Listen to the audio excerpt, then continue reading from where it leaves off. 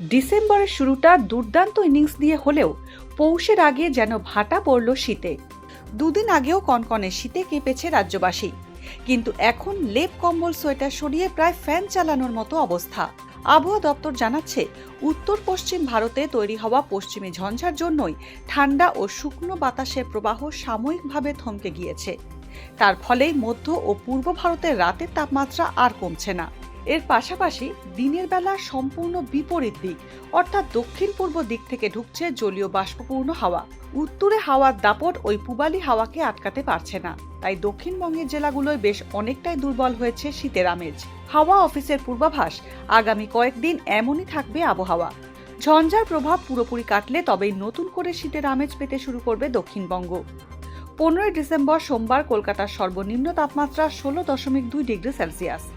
পাশাপাশি উত্তরবঙ্গে রয়েছে শীতের আমেজ। তাপমাত্রার বড়সড় কোনো পরিবর্তন নেই।